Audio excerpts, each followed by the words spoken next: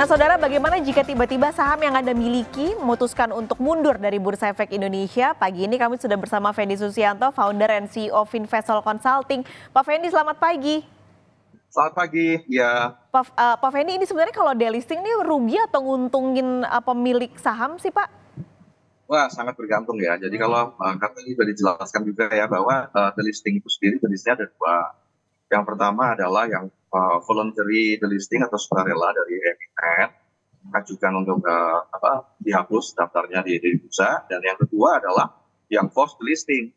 Nah, forced delisting itu yang memang kebanyakan sih merugikan investor dalam konteks ya. Karena apa?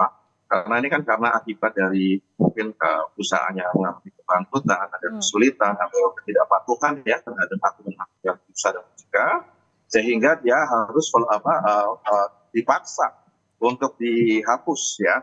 Ini biasanya merugikan investor. Kenapa? Karena simptom-simptomnya biasanya sudah ada. Karena perusahaan merugi, terus harga saham sudah turun duluan. Nah, biasanya ciri khasnya di bursa seperti itu ya, saham-saham yang forced delisting ya. Jadi tentu saja ketika turun duluan, kemudian investor juga sudah merupakan kerugian pada saat itu. Gitu ya. Jadi ketika kemudian dipaksa pun, ya harganya di pasar juga sudah tidak terlalu bagus ataupun masih jauh di bawah harga pembelian barangkali rata-ratanya begitu ya.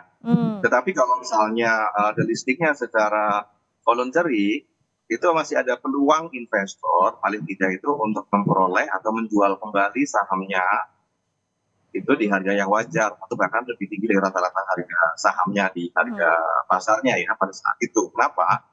Karena ada aturan OJK ya, POJK nomor 3 tahun 2021 yang mengharuskan perusahaan voluntary delisting itu harus mengumumkan terlebih dahulu rencana delisting 43 hari sebelum RUPS ya, dan RUPS delistingnya harus ada juga, dan dia harus melakukan buyback ataupun membeli kembali saham-saham yang ada di retail investor ataupun di publik secara paksa. Maksudnya paksa itu harus dilakukan buyback sebagai persyaratan dia melakukan voluntary delisting. Jadi di sini masih ada kemungkinan bahwa dia memperoleh value ataupun sahamnya itu dihargai dengan cukup baik lah. Ya, bahkan bisa lebih tinggi Pak barangkali. Ya, iya, kalau ngelihat dari sejarahnya beberapa emiten kan buyback-nya lebih tinggi daripada harga terakhirnya, Pak ya. Nah, berarti kalau yang force nih, yang kemungkinan bisa merugikan investor, selain tadi harganya yang terus turun, Pak, ada lagi nggak sih tanda-tanda perusahaan akan delisting secara paksa keluar di bursa? Ya ada lah, tanda-tandanya udah sangat clear ya. Biasanya mereka tidak patuh laporan keuangan yang harusnya disampaikan secara, kan kewajiban setiap tahun sekali ya, itu tidak dilakukan. Ya, tidak dilaporkan atau disampaikan ke Bursa Efek Indonesia ya. Kemudian dia mengalami kesulitan bisnis ataupun dia sedang bangkrutkan ataupun ada masalah legal. Kemudian secara operasional dia merugi terus ya, dan tidak ada penjelasan dan tidak ada titik kejelasan bahwa dia kelangsungannya akan ada gitu ya.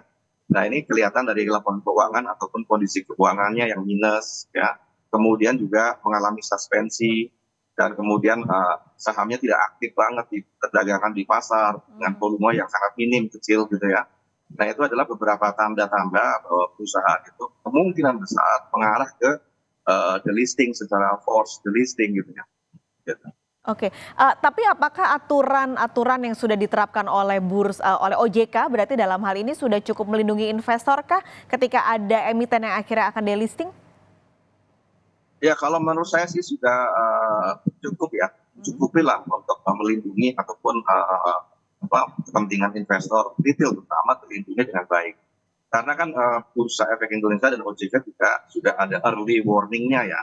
Artinya sebelum delisting juga mereka perusahaan itu misalnya tidak menyampaikan laporan keuangan ya, kok tidak ada penjelasan selama 24 bulan. Nah, ada SOP-nya juga bahwa kemudian dia sudah harus ke arah ke forced delisting. Kemudian persoalan-persoalan keuangan, jadi perusahaan merugi terus tapi tidak ada temu sehingga ini ke depan bisa merugikan investor.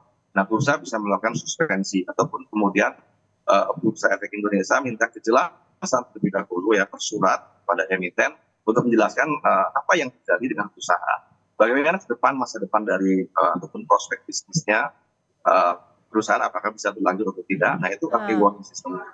Nah, kalau kemudian secara tegas juga, kalau ternyata laporan keuangan ataupun mengarah pada potensi merugikan sekali investor, maka bursa segera melakukan forced delisting.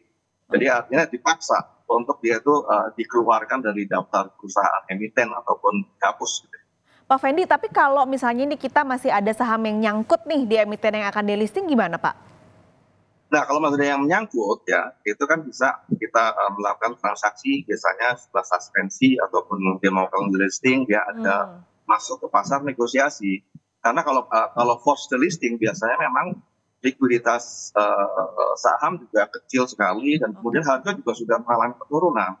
Jadi di pasar reguler kayaknya sih agak-agak susah ya untuk kemudian dia ditransaksikan. Jadi di sini ada pasar namanya pasar negosiasi.